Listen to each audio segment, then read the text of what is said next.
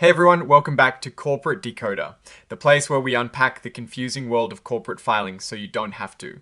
Today we're recracking open Winchester Bancorp Incorporated S2025 Proxy Statement. Now usually these documents are a bit dry, but this one has some interesting tidbits about who is in charge and how they get paid. Before we dive in though, if you love getting clear, no nonsense insights from these reports, make sure you hit that subscribe button. And hey, if you want to chat more about these filings or ask questions, we have a fantastic Discord community linked in the video description below, so hop on over. Now, this filing from Winchester Bancorp Incorporated is essentially a roadmap for their annual meeting, telling shareholders what is up for vote. Think of it as the company annual check up report complete with who is running the show and what the big financial picture looks like for their past fiscal year, which ended on the 30th of June 2025. First up, they are formally inviting all you lovely shareholders to the annual shindig. This year it's going down on the 12th of November 2025 at the Winchester Country Club. The real meat of this meeting, besides saying hello to fellow investors, is electing directors and giving the nod to who will be auditing their books for the next year. The board is giving a big thumbs up to all its proposals, so expect them to urge you to vote for everything. Now, let's talk about who actually owns the company and who has the power. As of the 30th of September 2025, there were over 9.2 million shares floating around. But here is a funny little rule they have if you own more than 10% of the company S stock. You don't get to vote for the shares that are over that 10% limit. So even if you have a massive chunk, your voting power has a cap. It's like having a giant cake but only being able to eat a slice from the biggest piece. Now for the big players, the ones with more than 5% of the shares, drumroll please. This entity holds over 5.1 million shares, which is a whopping 55% of the company. That is a pretty dominant position. They're basically the majority owner. And if you look at all the directors and executive officers combined, they collectively own about 388,000 shares, which is around 4.2% of the company. While that's not a controlling stake, it shows they have some skin in the game, which is always a good sign. Moving on to the people part, the election of directors. They need to fill 5 seats for a 3-year term. The folks nominated are John A. Carroll, Deborah A. Carson, Jeffrey A. Curtis, Alan G. McDonald, and Sarah Perkins Salaporth. The company lays out why each of these individuals is a good fit, highlighting their business experience, financial expertise, and community connections. For example, John A. Carroll, the president and chief executive officer, has been with them since 2022 and has over 20 years of banking experience. Deborah A. Carson is a certified public accountant who brings a wealth of financial insight, even qualifying as an audit committee financial expert. Jeffrey A. Curtis is an attorney with a focus on real estate and business law, giving them legal and local business perspectives. Alan G. McDonald is a seasoned executive with nearly 50 years of experience in leadership roles, particularly in healthcare systems and government transportation.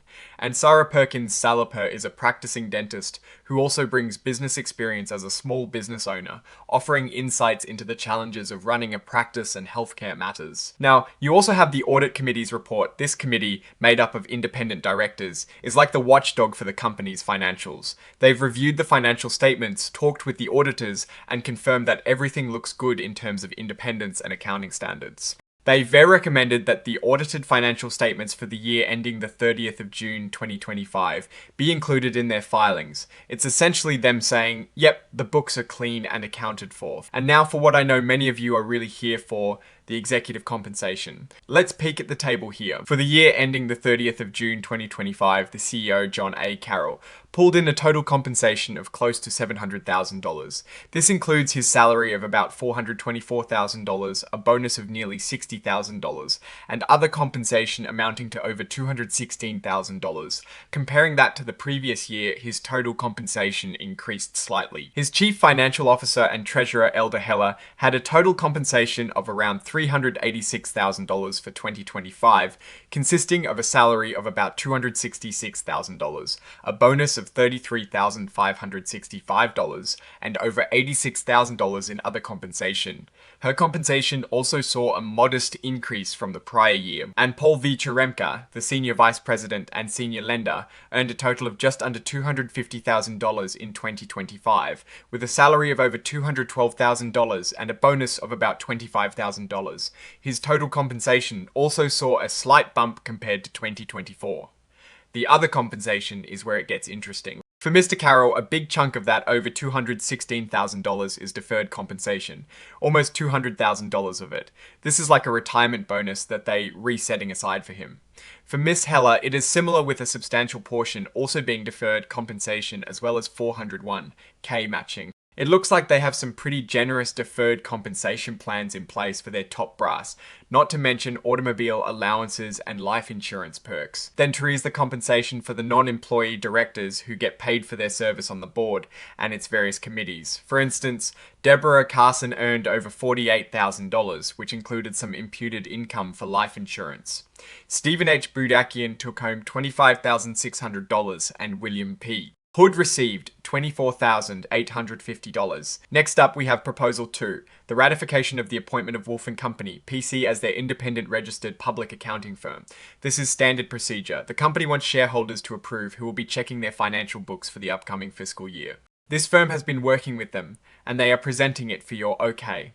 The fees for their services from Wolf & Company, PC, are also laid out. For the year ending the 30th of June 2025, audit fees were around $197,500, while audit-related fees, which seemed to cover their initial public offering, were a significant $173,000. Tax fees were $28,000.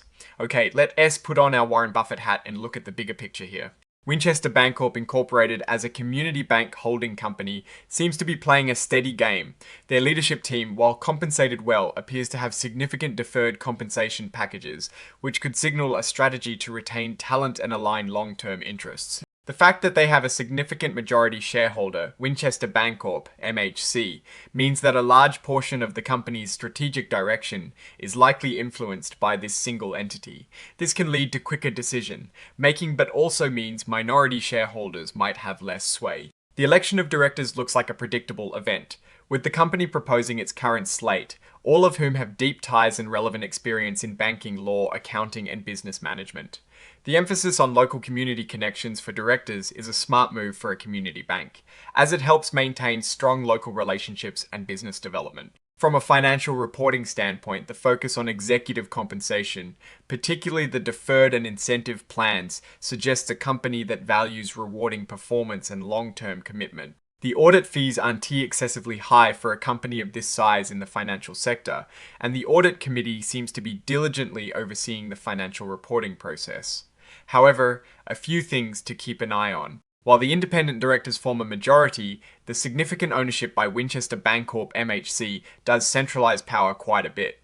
It would be interesting to see if there are any minority shareholder concerns that aren't explicitly addressed in this particular filing. Also, the all other compensation column, especially the deferred compensation, is a substantial part of the executive packages.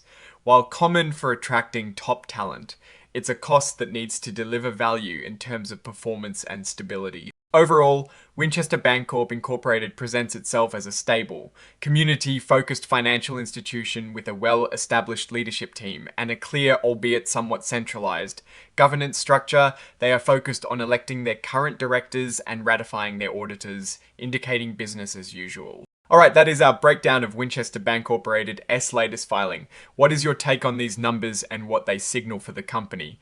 S Future, drop your thoughts in the comments if this analysis was valuable. Hitting that like button really helps, and subscribe for more deep dives. Don't forget to check out the Discord in the description. Thanks for watching, see you next time.